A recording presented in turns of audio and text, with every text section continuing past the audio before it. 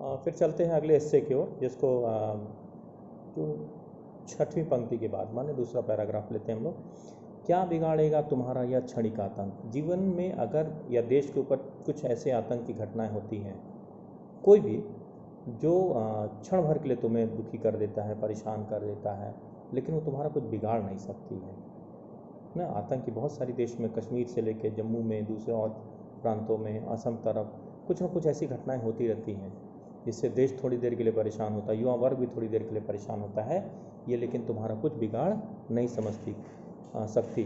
क्या समझते होगे कि तुम नष्ट, तुम अकलंक? क्या सोचते हो कि तुम्हें कोई नष्ट कर देगा, समाप्त कर देगा?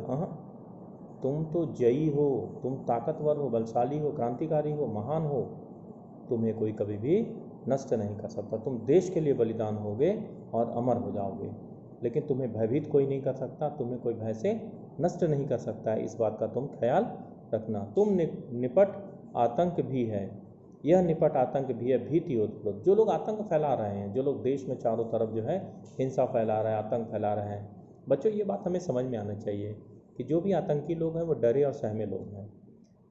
उनके पास देखिए, गांधी जी जो थे सत्य हिंसा के मार्ग पर चलने वाले थे, और उनके सामने बहुत सारे लोग थे जो लाठी से प्रहार करते थे, बंदूकें चलाते थे, लेकिन वो कभी डरे नहीं ना। बिल्कुल कृशकाय बदन, दुबले पतले और कम वेशभूषा वस्त्रों के साथ, लेकिन कभी डरे नहीं। वो बंदूकों से भी नहीं डरे, संगीनों से नहीं डरे। और कारण क्या हुआ कि अंग्रेज़ों को बार बार नतमस्तक होना पड़ा। कभी जबरिया अंग्रेज़ों ने उठाकर जो है कैद कर देते थे, जेल खाने में लेके जाते थे, लेकिन आगे चल के जो है कभी ये परिस्थिति आती थी कि जब वो लोग नतमस्तक हो जाते थे, ठीक है, सिर झुका लेते थे। तो ऐसी कई कई बार परिस्थितियाँ आई हैं, ठीक है बच्चों।